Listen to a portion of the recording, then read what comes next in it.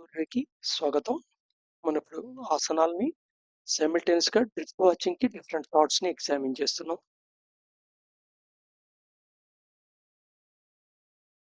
దీన్ని పాదహస్తాసనం లేదా పద్మానాసనం అంటారు. చెప్పాను కదా! డిఫరెంట్ యోగా స్కూల్స్ ఒకే ఆసనాన్ని డిఫరెంట్ పేర్లతో కూడా పిలుస్తుంటారు. ఇక్కడ ఈ పేరు కరెక్టా? ఆ పేరు కరెక్టా? లేదా ఈ 2 కాకుండా ఇంకో పేరుతో విన్నాను. అది కరెక్టా? అనేది మ్యాటర్ కాదు. హ్మ్. సో, పాదాసనంలో 2 స్ట్రెయిట్‌గా ఉంచుంటారు. 2 కాళ్ళు దగ్గరగా పెట్టి ఉంచుంటారు. నెక్స్ట్ చేతులు పైకి జాపుతారు స్ట్రైట్‌గా నిటారుగా. నడుము దగ్గర ఫల్క్రమ్‌గా ఉపయోగించు నడుము దగ్గర ఫల్క్రమ్‌లా ఇది ఇంపార్టెంట్ పాయింట్. నువ్వు నీ దృష్టి నడుముకి పైన ఎక్కడైనా వెన్నుపూసలో ఎక్కడైనా పెట్టావంటే పైన వీపు మీద గాని పెట్టావంటే నువ్వు బౌలాగా బెండ్ అవుతావు. అంతేగాని ఆసనంలోకి పొజిషన్‌లోకి తీసుకోవు. సో నడుము దగ్గర ఫల్క్రమ్ లాగా దృష్టి పెట్టి ముందుకి స్లో గ్రాడ్యువల్‌గా వంగుతారు. సో దట్ ఫైనల్ పొజిషన్‌లో నీ 2 కాళ్ళకి ఇరువైపులా 2 అరిచేతులు భూమిని సమాంతరంగా తాకుతాయి. నీ తలకాయ వచ్చి ఆల్మోస్ట్ ఆల్ నీస్ దగ్గరికి వస్తే టచ్ అవుతుంది. నీస్ కింద భాగంలో కానీ నీస్ దగ్గర కానీ. సో ఇక్కడ ఫైనల్ పొజిషన్ రీచ్ అయ్యావా లేదా ఇంపార్టెంట్ కాదు.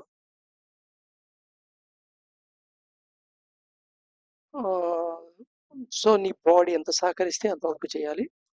సేమ్ టైం మళ్ళీ చెప్తున్నాను, person to person hatha yoga teacher దగ్గర నేర్చుకునే మీరు ప్రాక్టీస్ చేయండి.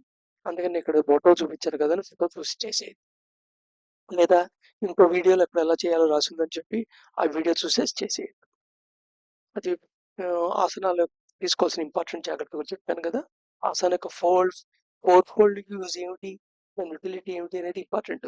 Purpose of Haasan is very very important. అంతేగాని ఇష్టం వచ్చినట్టు చేయకూడదు. It's not exercise. So right now will proceed to the thought for drift watching. Let us this very thought for serious thinking as our main subject. ఈ పైన చెప్పబోయే తర్వాత చెప్పబోయే thought ఉంది, ఆ థాట్ ని మెయిన్ సబ్జెక్ట్ కింద తీసుకొని సీరియస్ గా థింక్ చేయండి for about 15 to 30 minutes or more. మీ టైం ఎంత కేటాయించగలరో దాన్ని బట్టి చేయండి, ఏ టైంలో అయినా చేయొచ్చు. And note down the drifts of the mind. Mind లో ఏం డ్రిఫ్ట్స్ అవుతున్నాయో నోట్ చేయండి. డ్రిఫ్ట్ అంటే చెప్పాను కదా, మీరు ఒక ఆలోచన ఆలోచిస్తున్నప్పుడు ఆ ఆలోచనకి సంబంధం లేకుండా ఇంకొక ఆలోచనలోకి వెళ్ళిపోతాం. ఇంకో రైలు ట్రాక్ నుంచి ఇంకో ట్రాక్ వెళ్ళినట్టు సహజంగా అలా 2-3 ఆలోచనలు అయిన తర్వాత రికగ్నైజ్ చేస్తూ ఉంటారు. మీరు ఈ ట్రిప్ వాచింగ్ చేస్తున్న కొద్దీ ఫస్ట్ థాట్ నుండి ఇంకో థాట్కి వెళ్ళంగానే ఆ థాట్ని రికగ్నైజ్ చేయటం అనేది ఒక మైల్ స్టోన్ నిజంగా.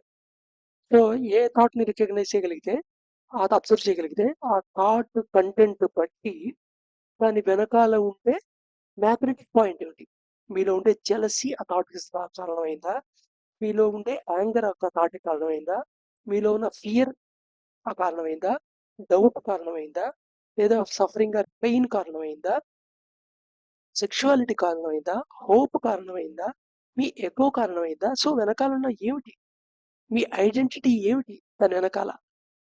సో దేర్ ఫోర్ అవి నోట్ చేయాలి. వాటి డ్రిఫ్ట్స్ అంటారా, డ్రిఫ్ట్స్ నోట్ చేయాలి.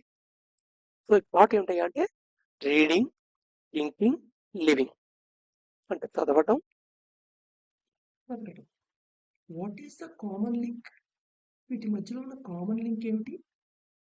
Which hour of the day or night can forge this link. ఏ డేలో, ఏ రోజులో లేదా రాత్రిలో, ఏ గంట ఈ కామన్ లింక్ ఉందే ఈ మధ్య, అది ఫోర్జ్ అయి ఉంటుంది, సస్టైన్ అయి ఉంటుంది, ఫోర్జ్ అయి ఉంటుంది. అలా ఫోర్జ్ అవుతుంది అంటే స్టాటిక్గా ఉంటుంది అనమాట, డైనమిక్గా మారకుండా. ఆ స్థితి అలాగే ఉంటుంది, ఫోర్జ్ స్థితి. సో ఆ ఫోర్జ్ లింక్ వేసి ఏ టైంలో ఉంటుంది. How best can I make use of this hour. ఆ గంటని నేను ఎంత బాగా వాడగలను to understand about my mind and to reach the self. నా సెల్ఫ్ తెలుసుకోవడానికి, రీచ్ అవ్వడానికి ఆ టైంలో వాడగలనా, ఆ టైంలో ఐడెంటిఫై చేయగలనా.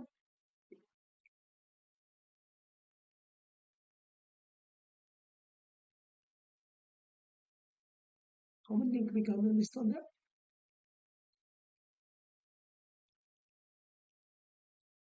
నాకు మటుకు దీని గురించి డ్రిఫ్ట్ వాచింగ్ చేసినప్పుడు చాలా సేపు బ్లాంక్‌నెస్ అనిపించింది. తర్వాత అవేర్‌నెస్ ఏమో అనిపించింది అసలు ఆ లింక్.